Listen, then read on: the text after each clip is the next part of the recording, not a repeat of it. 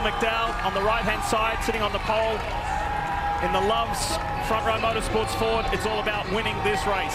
He's a Daytona 500 winner. He wants to be a Talladega winner. He's come close before. Let's get ready to go. Time to bring the action.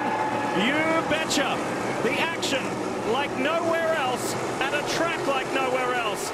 This is Talladega. This is the Yellawood 500. Let's go.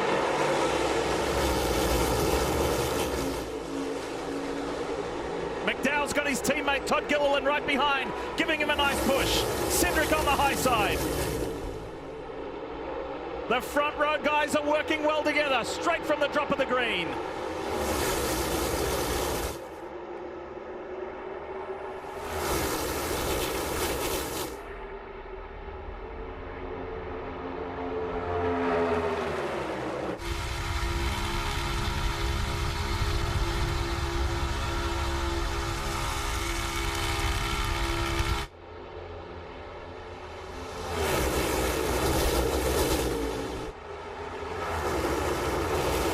You can already see toward the back of the pack, some drivers are trying to make that outside line work 3 wide.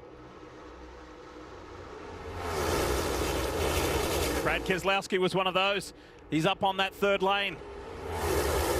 You saw a good shot earlier of Joey Logano, and this is Daniel Suarez having to serve a drive-through, a pass-through penalty, unapproved changes to the car, specifically the roof, and this is going to hurt. It's going to hurt. The 99 won't go a lap down because of this, but now he'll be by himself on the racetrack. The pack, the draft, the air of all these cars much faster than the 99 by himself. Daniel Hemrick jumped up to lead that outside line. He saw the teammates, the Roush teammates, the 6 and the 17, Keselowski and Buescher. He wanted to be in front of those to lead it. Big push right here from Keselowski. BuildSubmarine.com camera giving us great shots. It was the best qualifying of the year for Daniel Hemrick. You see him up ahead. And now it's 4 wide. Keselowski found himself in the middle, and he's still there in the middle. 4 wide into 1. Yeah, that was an aggressive move. Denny Hamlin wanted to lead that pack, and he left that bottom open for Keselowski, and Keselowski took it. I think Denny thought that 3 wide would be the max this early. Brad, different opinion, and now the 11, after a top 10 qualifying effort, will fall to the back. You wonder if this will change the mindset. The guy behind the wheel, does he go into conserve mode, try to stay back there, or does he dig his heels in and try to fight back to the front? You know, that's a great point, Steve, because at Atlanta earlier in the year, a few weeks ago actually, a drafting style racetrack like this, he decided to ride around in the back. And avoid the wreck. And he talked about being aggressive this race. As soon as he got aggressive, it didn't work out. And now he's at the back, so how does he respond? You see that bright yellow car, Michael McDowell leading the pack. He's going to continue to change lanes, trying to pick up that help. You could see it from overhead, although he's very patient on the bottom. I expected him to kind of move up and pick up the top lane. There you go, the lane change. Pick up those RFK teammates, Brad Keselowski, Chris Buescher. The Fords working well together. Ryan Preece, the 4th one in line in that Wonder Bread car. The inside lane is not together at all. Look at the gap in between the cars on the inside line versus how much tighter they are on the middle and the outside. That makes it much less efficient. You lose speed with gap. The air is so violent around these race cars. If something catches your eye, it could be the flaps on the hood. As we ride on board with Joey Logano with the Coca-Cola onboard camera, you've gone down the interstate and rolled down just one window, and you hear that air buffing around inside the car. Now imagine 3 times the speed, 3 times the air pressure. That pressure can get under the hood. You'll see those flaps start to open. Always catches my attention. You're in there on the left side of the 8. Kyle Busch, the hood flap flying open. Busch with a great qualifying yesterday, and his RCR teammate Austin Dillon, both in the top 10. They went to the 2nd round of qualifying. Gilliland's on that low inside line. He's got Logano right behind him. 4 Fords working the top line, and Michael McDowell leads that pack. The Toyota onboard, Tyler Reddick. Last week in Kansas did not work out the way that the 2311 driver, the regular season champ, wanted. Yeah, won this race in the spring. Looking for a repeat performance to make up for that race. You mentioned that Kansas performance. Subpar for Reddick. That inside lane does not look very good right now. Seen a lot of drivers in it start looking to find a place to get to the middle. If there's nowhere to go, Steve, then it'll keep some energy on that inside lane. But if they start getting out of it, it'll absolutely destroy it.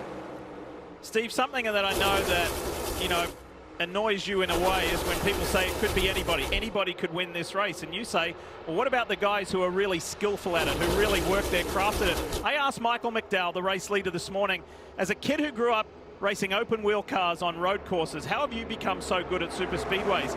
He said, because when I first started doing it, I hated it. Going 3 and 4 wide just didn't feel natural to me. So I went back and I studied those guys who were good at it. He said, because I don't believe that anybody can win either. So I made myself get good at it. Everyone has the opportunity to win, and the results are nearly impossible to predict.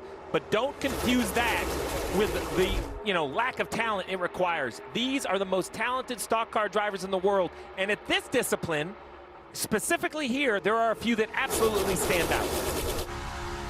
Dave Burns, what you got?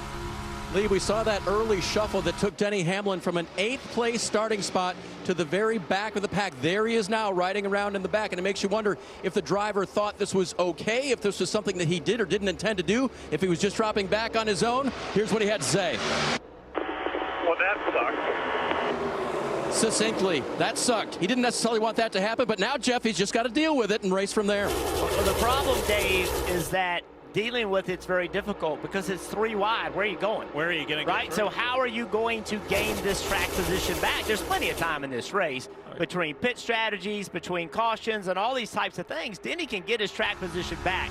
But it's not like he's just going to drive up there and just get to the front. Where are you going to go? And that's where you get frustrated as a driver. You start pushing the issue, trying to make something happen.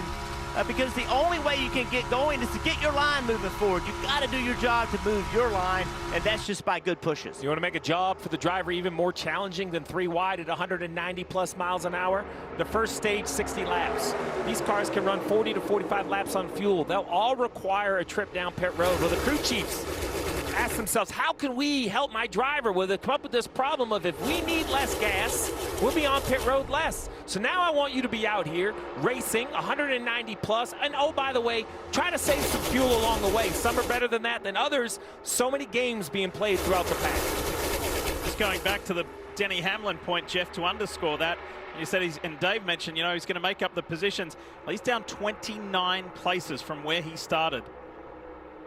So some work to do for the 11. It's the Front Row Motorsport Fords out in front along with the RFK Racing Fords. It's the Blue Oval boys at the moment.